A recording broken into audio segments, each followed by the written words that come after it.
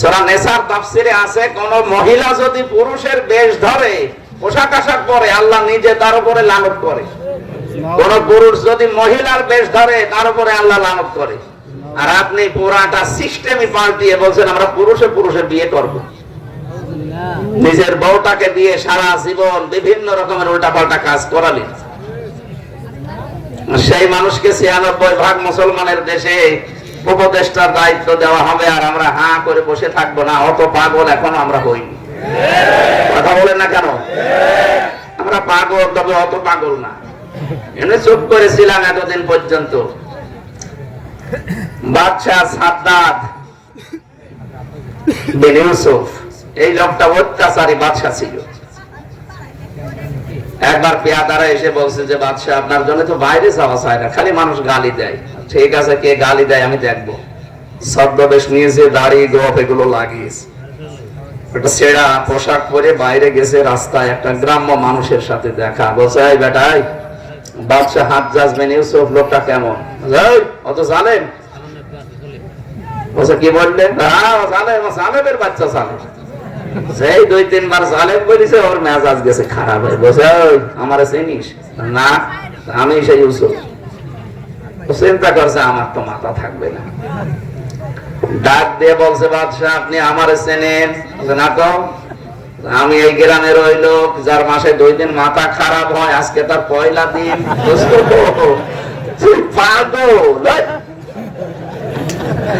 মাসে ২ দিন ওর মাথা খারাপ হয়, আজকে তার প্রথম দিন। পাগল বলে ওরে ছেড়ে দিয়েছে, নাই তো ওই দিন ছেড়ে দেওয়ার কথা ছিল। আমরা এই ১৫.৫ বছরে পাগল বলেই বেশি আছি। কথা বলছেন? যদি আমরা পাগল, তবে আমাদের ২ দিন মাথা খারাপ হলো, ২৮ দিন আমরা ঠিক থাকি। কথা বলেন না কেন? পাগলামি যারা করছেন আপনি থামবেন। আমরা এমন মানুষকে এই জায়গায় দেখতে চাই যে মানুষের দ্বারা আল্লাহ রাসূলের এবং মানবতার কাজ হবে। এই লোকটা দায়িত্বে থাকলে নর্তকীদের দৌরাত্ম্য বাড়বে। ওনার স্ত্রী যেমন চালাচ্ছে, উনিও এরকম মানুষকে চালাবে। আমরা এরকম কিছু হতে দিতে চাই না যেখানে আল্লাহর গজব নাজিল হয়। কথা বলেন না কেন? আমরা শান্তি, স্বস্তি, নিরাপত্তা চাই। আর আজকের আলোচনার বিষয় নিরাপত্তা। কি বললাম? বলেন না কেন?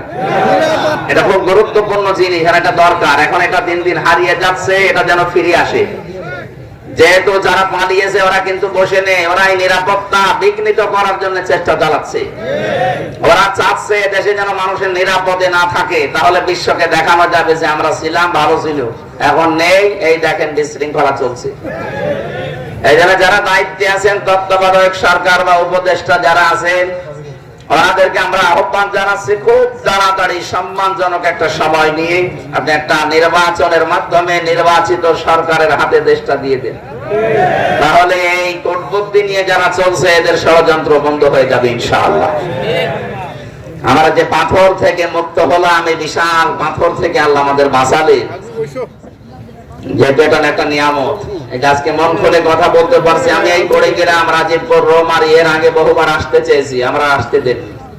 সে যারাই হোক, কোরআনের কথা যারা বলতে দেয় না, বাধা দেয়, ডাইরেক্ট ফতোয়া, তারা কাফের।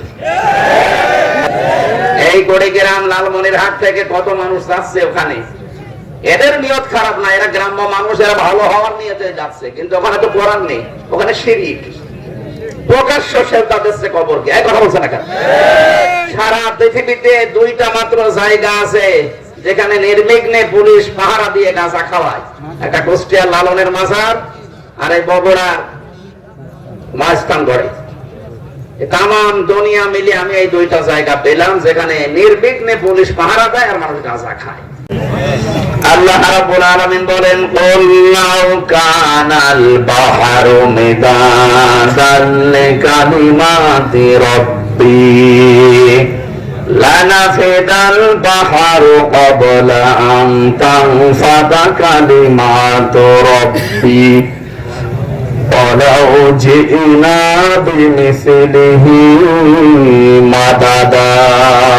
বলেন আল্লাহু আকবার। আল্লাহ পাক বলেন, নবী আপনি বলুন, তাম দুনিয়ার সব পানি যদি কালি হয়ে যায়, যত গাছ গাছরা আছে, বন জঙ্গল আছে, সব যদি কলম হয়ে যায়, তাম দুনিয়ার জিন আর মানুষ মিলে যদি আমার কোরআনের কোন শব্দের ব্যাখ্যা লেখা শুরু করে, তাম দুনিয়ার পানি সব শেষ হয়ে যাবে। লিখতে লিখতে জিন আর মানুষের হাত ব্যথা হয়ে যাবে, তারপর আমার কোরআনের ব্যাখ্যা লিখে শেষ করা যাবে না। কথাটা শুনতে যত সহজ মনে হচ্ছে, বাস্তবে অত সহজ না। আপনি একটু হৃদয় দিয়ে ভাবেন তো, অন্তরের চক্ষু দিয়ে, যে দিল আছে ভেতরে, এটা দিয়ে একটু চিন্তা করেন। তাম দুনিয়ায় যত পানি আছে, যত গাছ গাছরা দেখতে পাচ্ছেন, এই যে বন জঙ্গল, পৃথিবী ভর্তি করা আমাজন জঙ্গলে, তাম দুনিয়ার সবচাইতে বড় জঙ্গল আমাজন, কত গাছ গাছরা আছে, সব আল্লাহ বলেন কলম বানিয়ে ফেললে। যত মানুষ দুনিয়ায় পাঠিয়েছি, যত জিন পাঠিয়েছি, সব জিন আর মানুষ মিলে আমার কোরআন ব্যাখ্যা করলে তাও শেষ করা যাবে না। এইটা থেকে আজকে তাফসীর হচ্ছে। 1-1.5 ঘন্টা, 2 ঘন্টা, 5 ঘন্টার ব্যাপার না। কিয়ামত পর্যন্ত লিখলেও যেটা শেষ হয় না, 1 ঘন্টার ভেতরে শেষ হয়ে যাবে। আমাদের জ্ঞান নেই হয়তো, এই জন্য আমরা পারি না। আল্লাহ যাকে জ্ঞান দিয়েছিলেন মুহাম্মদ রাসূলুল্লাহ, তাকে আল্লাহ এই আয়াত নাযিল করে জানিয়েছেন, কিয়ামত হয়ে গেলেও আপনি পারবেন না। জোরে বলেন সুবহানাল্লাহ। এরকম এক বিশাল সমুদ্র নিয়ে আমরা বসেছি। আল্লাহ সূরা আলে ইমরানের আয়াতে জানাচ্ছেন, ওমান দাখালাহু কানা আমিনা। এটা কাবা শরীফ সংক্রান্ত আয়াত। কোন আয়াত থেকে কথা বলতে হলে ঐতিহাসিক প্রেক্ষাপট, শানে নজুল, এর নামকরণ,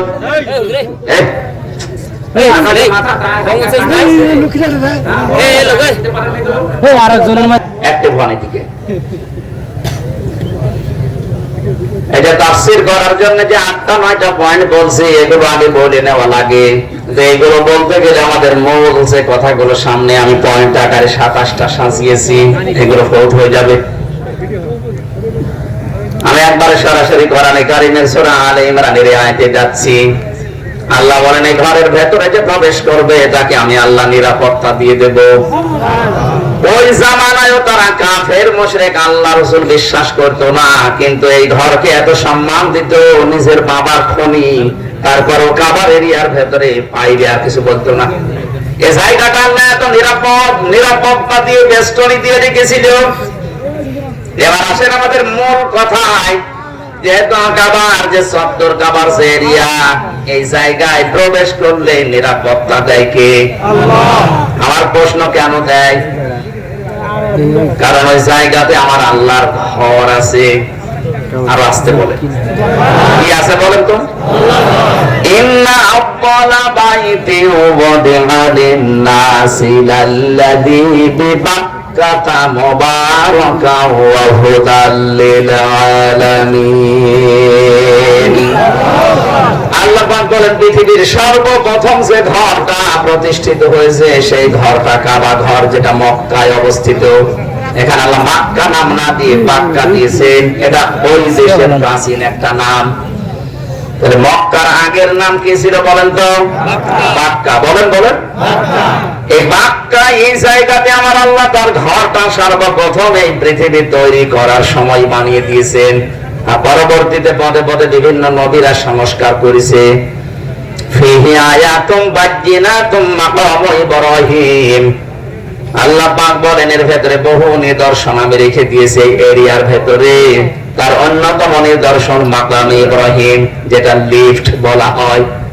হযরত ইব্রাহিম যেটার উপরে চড়তেন, হঠাৎ পাথরটা উপরে উঠে যেত। এই বিশাল বিশাল পাথর দিয়ে তিনি কাবা ঘর নির্মাণ করেছিলেন। ওই পাথর লিফট হিসাবে ব্যবহার করি। বিজ্ঞান মাকামে ইব্রাহিমের এই পাথরকে চিন্তা ভাবনা করে, লেখাপড়া করে, গবেষণা করে লিফট আবিষ্কার করেছে, যে মানুষ উপরে উঠতে পারে, কাজ শেষ করে নামতে পারে। আমরাও পারবো। এই যে বিভিন্ন নিদর্শনের কথা আল্লাহ শোনাচ্ছেন কেন? আল্লাহ পাক বলেন, এখানে মুবারাকান বরকতময় করে দিয়েছি এই জায়গাটা। আমাদের যিনি জাতির পিতা হযরত ইব্রাহিম তার সন্তান ইসমাইলের স্ত্রী হাজেরাকে এখানে যখন প্রথম রেখে গিয়েছিলেন ওই সময় একটা দোয়া করেছিলেন, ও মাবুদ আমি চলে গেলাম আমার এই দুগ্ধ পোষ্য শিশু এবং আমার স্ত্রীকে রেখে এই মরুভূমির প্রান্তরে, তবে আমি একটা দোয়া করলাম কিয়ামত পর্যন্ত আমার এই সন্তান এর বংশধর যেখানে বসবাস করছে এই মক্কা এরিয়াতে গোশত আর দুধের কোনো অভাব যেন না হয়। হাজার হাজার বছর আগের দোয়া আমাদের জাতির পিতা ইব্রাহিম নবীর, এটা এখনো চলছে কিয়ামত পর্যন্ত। অন্তত মক্কা এরিয়ার ভেতরে আপনি দুধ আর গোশত কোনো অভাব পাবেন না। উটের দুধ, ছাগলের দুধ, লম্বার দুধ, গোশত বেদের কোনো অভাব নেই। অথচ কোনো ফল ফলাদি ফসলাদি পুরো মক্কায় আমি পাইনি। এর অন্যান্য যে প্রদেশগুলো আছে, আপনি আল কাসিমে যান, ওখান থেকে রিয়াদে যাবেন, তায়েফে যাবেন, পাহাড়ের উপর একটা শহর সাজানো গোছানো, অথচ কি সুন্দর সুন্দর ফল সেখানে সাজিয়ে রেখেছেন আল্লাহ। একটা পাথর আর মরুভূমি আর বালি এছাড়া কিচ্ছু নেই মক্কা নগরে, অথচ গোশত আর দুধের কোনো অভাব নেই। এমন বাবা তিনি দোয়া করেছিলেন কিয়ামত পর্যন্ত বরকত চলতেই থাকবে। দুঃখজনক বড় সত্য, আমি আফসোস করে কথাটা বলছি, আমরা অনেককে জাতির পিতা বানিয়েছিলাম, তিনি এমন দোয়া করেছি আমরা এখন না খেয়ে মরছি। তিনি একেবারে স্বপ্ন দেখতেন, কিছু হলে এটা আমার বাবার স্বপ্ন ছিল। আমার মনে হয় এই যে আমি আসলাম আজকে যেখানে ছিলাম সকালবেলা এসে রাজীবপুরে, ওখানে একটা কাঠের ব্রিজ বানিয়েছে।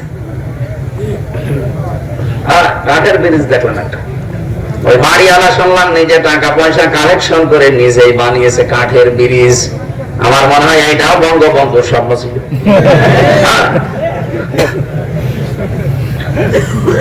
ওনার জীবনে একটাই দোষ, স্বপ্ন দোষ।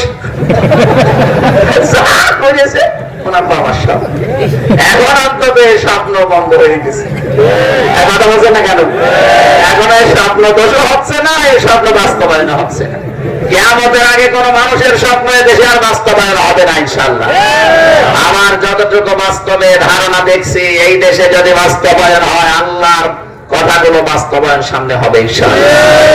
আলা আলাহুল খালক ওয়া আলাহু, বানিয়েছে তিনি, হুকুম চলবে তার।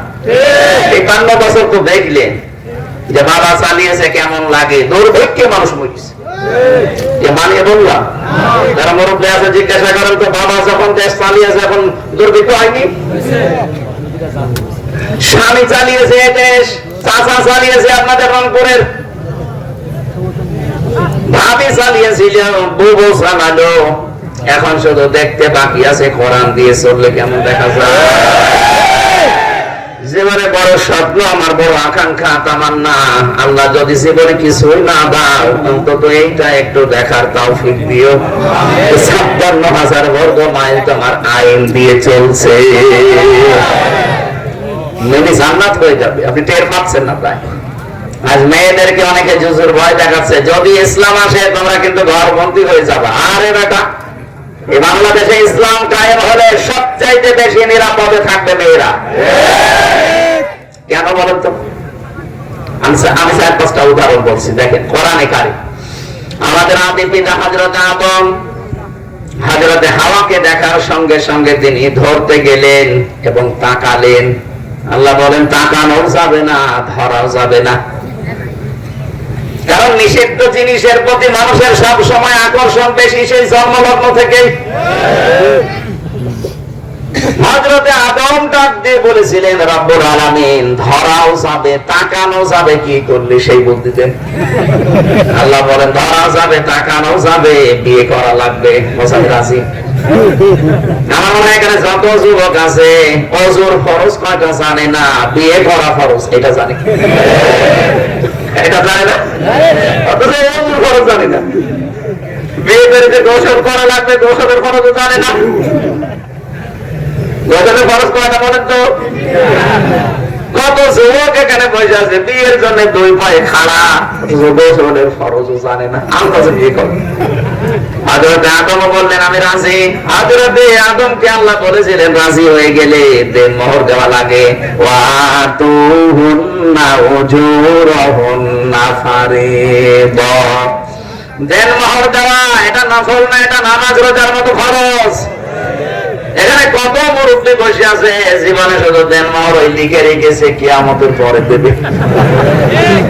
যদি আপনার এই নিয়ত থাকে যে আমি আর দেব না, আপনি কিয়ামতে জেনাকার হয়ে উঠবেন। কি কথা বলেন না?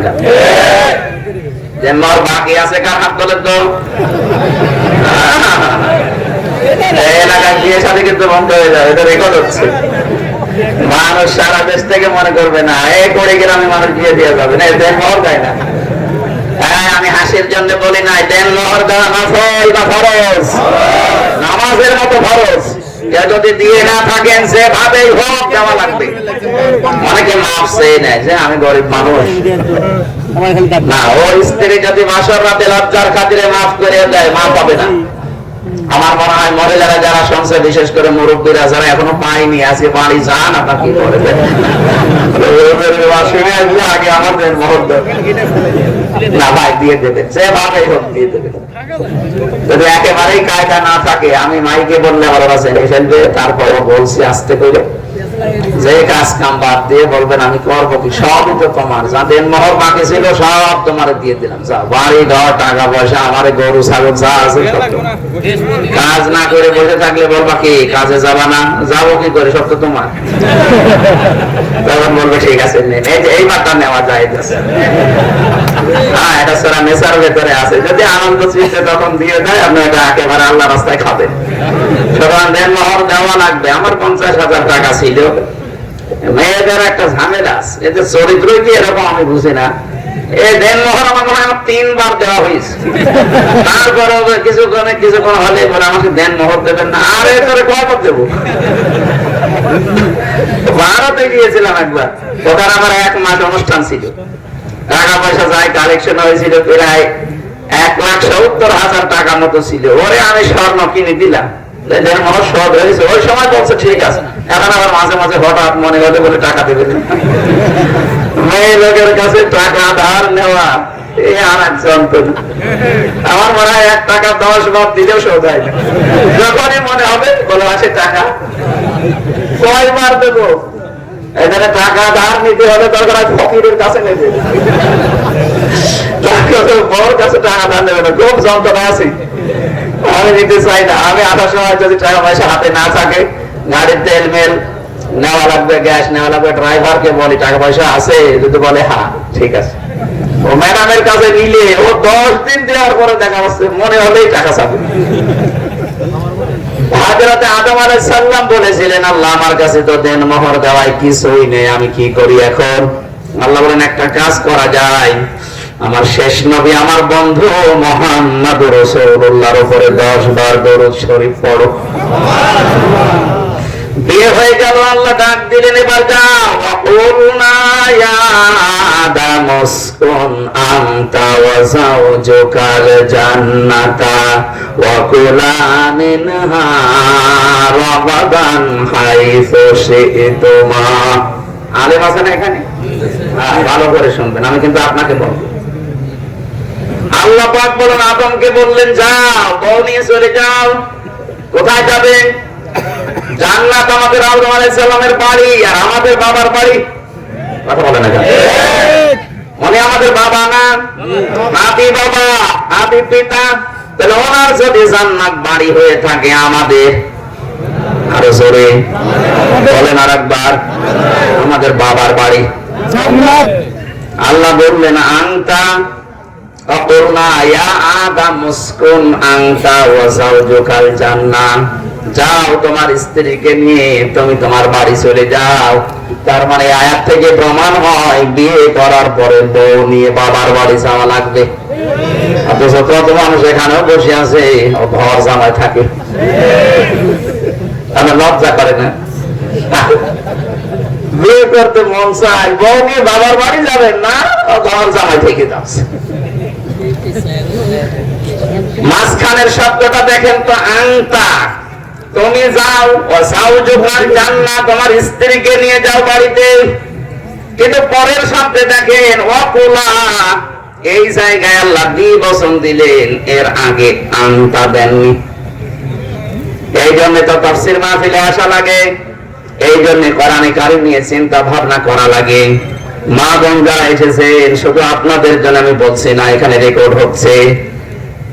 এই করে গ্রামের এই জন্তির কান্দা হয়তো বাংলাদেশের অনেকেই চেনে না, কিন্তু কোরআনে কারীমের এই কথা তামাম দুনিয়ায় আল্লাহ কোরআনের ইজ্জতে ছড়িয়ে দেবে। আমার সামনে এখন 20,000 মানুষ না, 18 কোটি মানুষ আমার সামনে বসে আছে। সবাইকে নিয়ে বলছি, আল্লাহ আনতা প্রথমে দিলেন, পরের শব্দে কিন্তু আমার আল্লাহ ওয়াকুলা একবারে দিয়েছেন, আনতা দেননি। না, আনতা নেই, ওয়াকুলা দ্বিবচন দিয়েছেন, এক বচন না দিয়ে। এর আগে আনতা দেননি। আজ যারা মানবাধিকারের কথা বলেন, যারা নারীর পক্ষে কথা বলার জন্য সংগঠন বানিয়েছেন, নারী পক্ষ, নারী স্বাধীনতা আন্দোলন, নারী বিপ্লব পরিষদ, কিসের পরিষদ আপনি? আপনার আগে 1,500 বছর আগে আল্লাহ এই অধিকার মেয়েদেরকে আগে দিয়ে দিয়েছেন। আল্লাহ আদমকে বলছেন, আদম বিয়ে হয়ে গেছে, তুমি এখন স্বামী, বাড়িতে বউ নিয়ে যাওয়ার পরে নিজে মরণের খাওয়া খাবে না, তুমি সেই মানের খাবার খাবে, তবে আগে খেয়ে নেবে তারপরে বউ খাবে, কথাও নেই। একবারে ওয়াকুলা দিয়েছেন, তুমি যেই মানের খাবার খাবে, যেই মানের পোশাক পরবে, যেই ভাবে থাকতে পারবে, ওই রকম ঘরে, ওই রকম পোশাকে, ওই রকম খাবার তাকেও দেওয়া লাগবে। কথা বলে না কেন? নারীরা যদি এই অধিকার বুঝতো, ওরা ওদের অধিকার আদায়ের জন্য আন্দোলন করতো। ওরা এই অধিকার গুলো বোঝে না। এই জন্যই তো আমি বলছিলাম, এই পৃথিবীতে যদি ইসলাম আসে, সবচাইতে বেশি অধিকার ভোগ করবে মেয়েরা, কারণ তখন জানবে যে কোরআন এটা দুনিয়ায় কায়েম করতে চায়। পরের শব্দ দেখেন, রাবাদান হাইফা শেতমা, আদম যেখানে ইচ্ছা যাবে, যেখানে ইচ্ছা ঘুরবে, যা ইচ্ছা খাবে, কিন্তু সাবধান, ওই গাছের কাছে যাবে না। প্রশ্ন আসতে পারে, বউ নিয়ে বাবার বাড়ি যে শুধু ঘর বন্দি করে বসে থাকলে হবে না, তাকে আপনার সামর্থ্য মতো আপনি নিয়ে যাবেন ঘুরতে, আত্মীয় স্বজনের বাড়ি যান, বিভিন্ন অনুষ্ঠানে যান, এটা জায়েজ নেই? কথা বলেন না কেন? এটা স্বামীর জন্য দরকার, নাই তো শেষে আপনার বউ আপনাকে হারানো লাগবে। ইসলামকে ব্যালেন্স করে দিয়েছে। দেখেন, আপনি যাবেন আপনার বউ নিয়ে ঘুরতে বিভিন্ন জায়গায়, কিন্তু সাবধান, ওয়ালা তাকরাবা হাযিহিশ শাজারাতা ফাতাকুনা মিনাজ যালিমিন। ওই গাছটার কাছে যাবে না, তাহলে গেলে তোমরা জালেম হয়ে যাবে। আমরা মনে করি গাছ মানে গন্ধম গাছ, না, এটা যদি শুধুমাত্র গন্ধম গাছের কথাই হবে, তাহলে দুনিয়ায় আল্লাহ কোরআনে আয়াত নাযিল করলো কেন এখানে গন্ধম গাছ আছে? বলেন, এটা জান্নাতের ব্যাপার, ওখানে তো শেষ করে যাওয়ার কথা। কেন ওয়ালা তাকরাবা হাযিহিশ শাজারা দিলেন? তাফসীরে হাক্কানি মুফাসসির লিখেছেন, এই গাছ বলতে আল্লাহ বর্ডার বুঝিয়েছেন। আল্লাহর বিভিন্ন সীমা দেওয়া আছে, বর্ডার দেওয়া আছে। আপনাদের এলাকার পাশে মনে হয় বর্ডার আছে। এই বর্ডার যদি এমনি এমনি কেউ পাসপোর্ট ভিসা ছাড়া পার হতে চায়, মেরে ফেলবে না? বাংলাদেশের প্রায় জায়গায় চারিদিকে বর্ডার দেওয়া আছে। যদি এদেশ পার হয়ে কেউ যেতে চায়, এ বর্ডার পার হয়ে তাকে পাসপোর্ট এবং ভিসা বৈধভাবে লাগানো লাগবে, হয়তো তাকে যেতে দেবে না। আল্লাহ পাক বলেন, আমিও দুনিয়ায়, তামাম দুনিয়ায় 500 বর্ডার দিয়েছি। কয়টা? আরো জোরে বলে। এই বর্ডার গুলো তোমরা কখনো ক্রস করবা না, এই বর্ডারের সীমা লঙ্ঘন করবা না। যদি করো তাহলে জালেম হয়ে যাবে। আপনি বউ নিয়ে ঘুরতে যাবেন, আত্মীয় বাড়িতে, বিভিন্ন অনুষ্ঠানে, বিয়ে বাড়িতে যাবেন, নিষেধ নেই। এমন জায়গায় যাওয়া যাবে না যেখানে গেলে আল্লাহর পর্দা লঙ্ঘন হয়ে যায়। এরকম বিয়ে দেশে নেই? আমার ভাইয়ের মেয়ের বিয়ে হচ্ছে, মনে করেন বোনের মেয়ের বিয়ে, সে হয়তো ইসলামী মাইন্ডেড না, এমন কায়দায় চালাচ্ছে, গায়ে হলুদ মলুদ দিয়ে বেপরদার লাইন চলছে। আপনার বউ নিয়ে ওই জায়গায় যাওয়ার দরকার নেই। প্রশ্ন আসতে পারে, বোন মন খারাপ করে, আপনার বোনের মন খারাপ আগে না আল্লাহর আদেশ আগে? এই যে এই কথা বোঝাচ্ছিলাম। আপনি বউ নিয়ে ঘোরাফেরা করতে পারবেন না তা না, যেতে পারবেন। যেখানে ইচ্ছা যান, যা ইচ্ছা খান, কিন্তু সেখানে গেলে আল্লাহর বর্ডার ওভারটেক হয়ে যায়, আল্লাহর বর্ডার ক্রস হয়ে যায়। নিজেরও পর্দা থাকবে না, বড় পর্দা থাকবে না, এখানে যাওয়া যাবে না। বাংলাদেশে কত মেলা হয়, এই সমস্ত মেলার নাম দেয় বৃক্ষ মেলা, বৃক্ষ খুঁজে পাওয়া যায় না। বই মেলা নাম দিয়েছে, বই নেই। শিশু মেলা, শিশুরা কই? শুধু শিশুর খালারা আর মামারা। ওখানে যাওয়ার পরে দেখি অ্যাক্সিডেন্ট হয়, ট্রাকে আর বাসে। কত রকমের অ্যাক্সিডেন্ট হয়, হাতে, চোখে, মুখে, নাকে, বাকিটা বললাম না। ঠিক, এই অ্যাক্সিডেন্ট হওয়ার জায়গায় বউ নিয়ে যাওয়া যাবে? বলেন বলেন। এই জন্য মেয়েরা যারা এসেছেন, সম্মানিত মা বোনদেরকে বলছি, ইসলাম যদি সত্যি এদেশে এসে যায়, সবচেয়ে বেশি অধিকার আপনারা পাবেন। এখানে আমরা অনেকে আছি মনে করি যদি ইসলাম আসে তাহলে আমি একটু বিড়ি খাই, আকিস বিড়ি, মাঝিস বিড়ি, এইটা হবে। একটু মাঝে মাঝে একটু ডাইল খাই, একটু লাল পানি খাই, এইটা তারা খাওয়া যাবে না? খাওয়া যাবে, খাওয়া যাবে না। বেশি বলেন অবস্থা, খেতে পারবেন। এবার শোনেন কেন খেতে পারবেন। এখানে আমরা যারাই আছি, অন্তত আল্লাহ একজন আছে, বিশ্বাস করি তো? বলুন বলুন।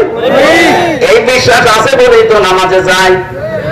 মসজিদে আপনি গেলেন, এই যে এখন আসরের নামাজ হবে, মসজিদে যাবার পরে আপনার বিড়ির নেশা উঠেছে, খেতে পারবেন না।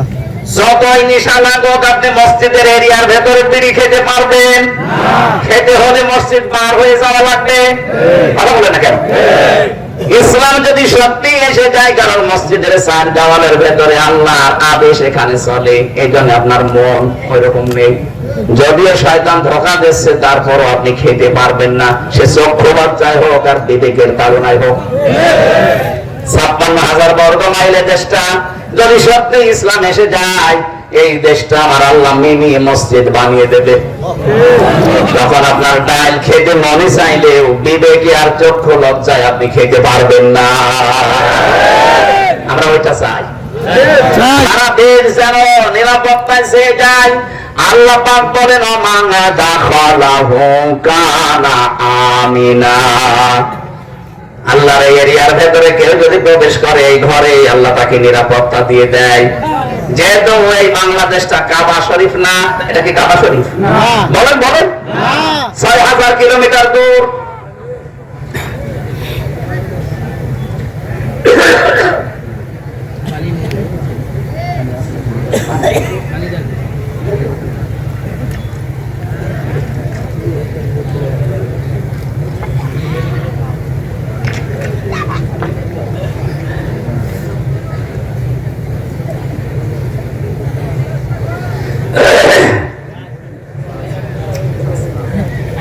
না না, কিছু লাগবে না। 6,000 কিলোমিটার দূরে আমরা আছি। আল্লাহ এর পরের আয়াতে জানিয়েছেন, ব্যাখ্যায় আমি পড়েছি ইবনে কাসিরে, আল্লাহ তাআলা জানাতে চেয়েছেন, হে রাসূল, কাবার এই চত্বরটা, এরিয়াটা আমি এমন নিরাপত্তা দিয়ে রেখেছি, আপনি একটু বাইরে যান, দেখেন ওখানে আর নিরাপত্তা নেই। ওখানে মানুষ খুন হচ্ছে, ছিনতাই হচ্ছে, রাহাজানি হচ্ছে। আমরা বহু মানুষকে আমরা পেয়েছিলাম চিন্তায়, রাহাজানি, মারামারি, খুন, হত্যা বাইরে, কিন্তু এরিয়ার ভেতরে আজ পর্যন্ত এটা হয়নি, হবেও না। কেন নয়? জায়গাটা নিরাপত্তায় বেষ্টন করে রেখেছে কে? আরো জোরে আল্লাহ পাক বলেন, 6,000 কিলোমিটার দূরে মনে কর তোর বাড়ি। এই বাংলার 56,000 বর্গ মাইল যদি সত্যি নিরাপত্তা বেষ্টিত করতে চাস, আমি একটা আদেশ করি, আল্লাযীনা আমানু ওয়া লাম ইয়ালবিসু ঈমানাহুম বিযুলমিন উলাইকা লাহুমুল আমনু ওয়া হুম মুহতাদুন। এটা সূরা আনামের 82 নম্বর আয়াত। আল্লাহ বলেন যে মানুষগুলো দুনিয়া ঈমান আনবে, আর ঈমান আনার পরে তাদের ঈমানের সাথে জুলুম মিশ্রণ করবে না। এখানে জুলুম মানে শিরক। জুলুম মানে কি? যারা নিজের ঈমানের সাথে শিরক মিশ্রণ করবে না, উলাইকা লাহুমুল আমনু, ওই মানুষগুলোকে আমি আল্লাহ নিরাপত্তা দিয়ে দেব, তারাই নিরাপত্তার অধিকারী। কাবা শরীফের চত্বরে ঢুকলে যেমন নিরাপত্তা পাওয়া যায়, স্বস্তি পাওয়া যায়, শান্তি পাওয়া যায়, বাংলাদেশেও যদি আল্লাহর আইনটা আমরা প্রতিষ্ঠা করে দেখাতে চাই, ঈমান আনার পরে আমাদের ঈমানের সাথে যদি শিরিক মিশ্রণ না হয়, কসম আল্লাহর দেশটাও নিরাপত্তায় ছেয়ে যাবে। আল্লাহর ওয়াদা মিথ্যা হতে পারে। আমরা যেখানে যে অবস্থায় আছি আর যাই করি, আমরা শিরিক করব না। শিরিক করব না। শিরিকের এক নাম্বার ব্যাখ্যা হচ্ছে আল্লাহ যেটা পারে ওইটা অন্য কেউ পারে, এই বিশ্বাস করার নাম শিরিক। বলেন বলেন। আমি আবার বলছি, আল্লাহ যেটা পারে ওইটা অন্য কেউ পারে, এই বিশ্বাস করার নাম আরো জোরে বলেন। শিরিক যে করে এই লোকটা মুশরিক। কি কথা বলে না কেন? এই বাংলাদেশে আল্লাহ পারে জনগণের মাধ্যমে। এই যারা মানুষ বলে যে জনগণ ক্ষমতার উৎস, এটা কিন্তু আল্লাহর সাথে শিরিক। সূরা বাকারার একটা আয়াতের সাথে পুরাপুরি শিরিক। আন্নাল কুওয়াতা লিল্লাহি জামিআ। সব কিছুর উপরে ক্ষমতা চলে কার? এখানে ক্ষমতার উৎস জনগণ নয়, ক্ষমতার উৎস কে? কিন্তু বহু মানুষকে আমরা দেখতে পাই ক্ষমতার উৎস জনগণ বলে তারা চালিয়ে দিচ্ছে কিছু ভোট পাওয়ার জন্য। আপনি এই মুহূর্তে আপনার বিশ্বাস পাল্টাবেন। এভাবে যদি আপনি মারা যান, যখন মরণের বিছানায় আছাড় খেয়ে পড়বেন, আল্লাযীনা তাতাওয়াফাহুমুল মালাইকাতু যালিমি আনফুসিহিম ফালকাবুস সালামা মা কুন্না না'মালু মিন সূ ইলা আখিরিয়া। আর মানুষগুলো যখন মরণের বিছানায় আছাড় দিয়ে পড়বে, জালেম অবস্থায়, নিজের উপর জুলুম করা অবস্থায়, এই যে শিরিক, এটা কিন্তু একটা জুলুম। ইন্না শিরকা আলা যুলমুন আযীম। শিরিক বড় জুলুম। কে বলছে?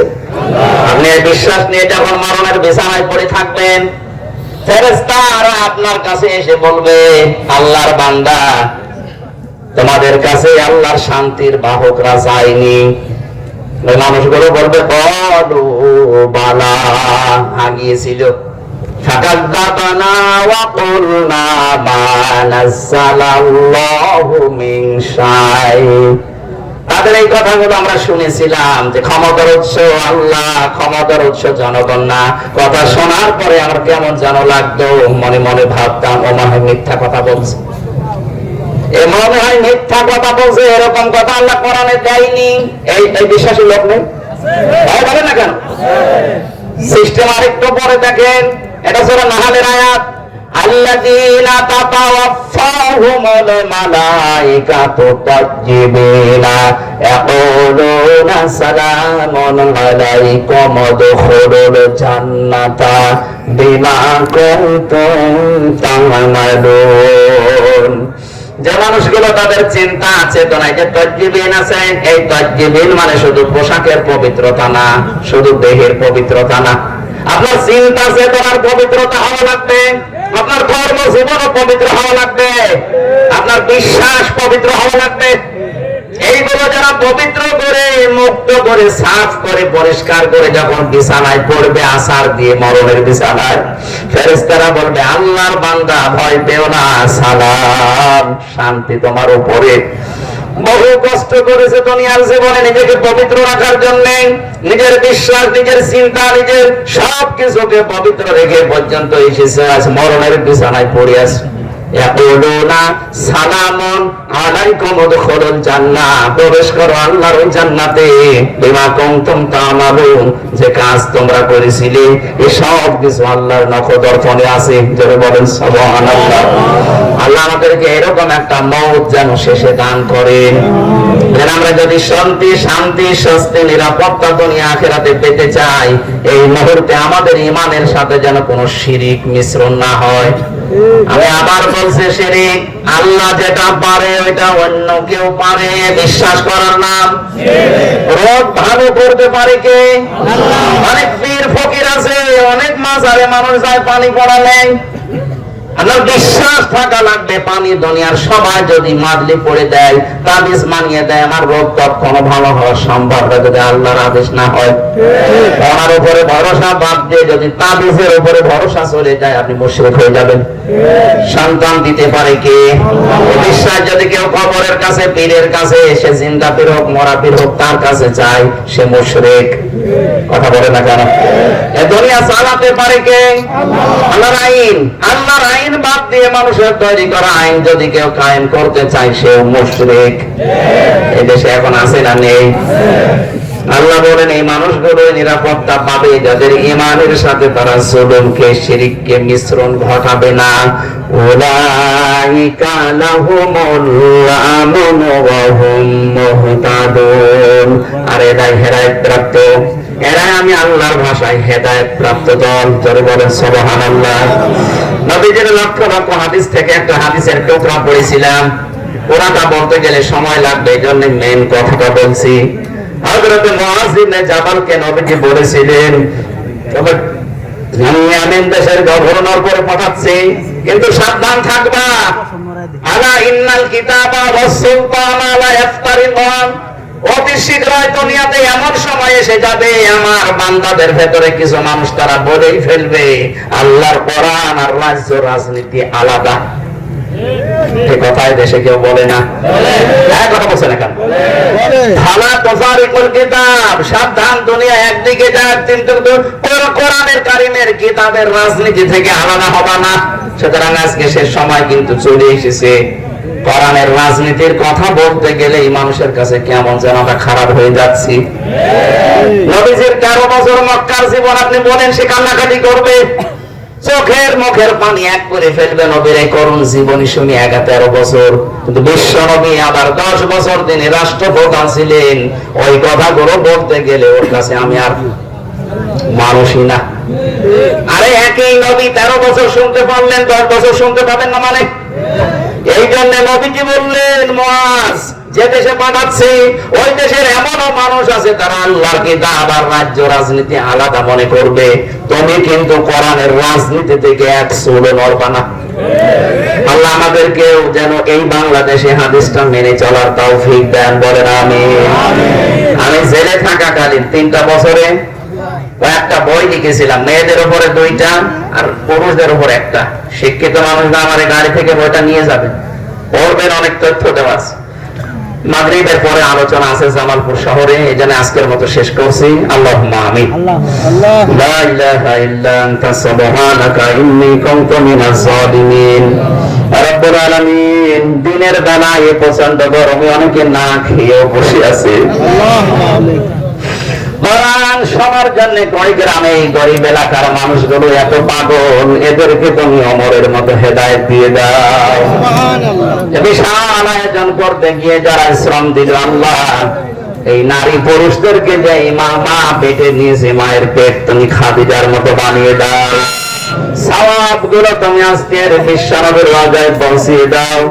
দুনিয়ার মাটির নিচে যারা ঘুমিয়ে আছে, বিশেষ করে এই কুড়িগ্রামে রৌমারীর আসিফপুর এলাকায় মাটির নিচে যারা ঘুমিয়ে আছে, এদেরকে তুমি জান্নাত দিয়ে দাও। আল্লাহ তাআলা চর্মচোখে দেখতে বড় আশা জাগে, তোমার কালাম দিয়ে 56,000 বর্গ মাইল চলছে। জীবনে কিছু যদি ভালো না লাগে, অন্তত এই মোনাজাতটা কবুল করো। আমরা যারা চোখে দেখে মরতে পারি যে তোমার কালাম দিয়ে বাংলাদেশ চলছে। মা বোনেরা রোদের ভেতরে বহু কষ্ট করে গরমে বসে আছে, দাঁড়িয়ে আছে। আল্লাহ তাআলা তাদের পেটে বাচ্চা, বুকে বাচ্চা, কোলে বাচ্চা, হাতে বাচ্চা, এত কষ্ট করে তারা এসেছে। এদেরকে তুমি আয়েশার মতো, ফাতিমাতুজ জাহরার মতো বানিয়ে দাও। স্বামী সংসারে যাদের শান্তি নেই, আল্লাহ শান্তি দান করো। আগামীতে এই মাহফিলটা কোরআনের জন্য আরো বিশাল আকারে কবুল করো। যত মানুষ আমরা এসেছি আল্লাহ, মরণের সময় যারা ফেরেশতারা আমাদেরকে সালাম দিয়ে জান্নাতে প্রবেশ করায়। বারাকাল্লাহু লানা ওয়া লাকুম ফিল কোরআনিল আযীম। মরণ আসলে যারা বলতে পারি লা ইলাহা ইল্লাল্লাহু মুহাম্মাদুর রাসূলুল্লাহ।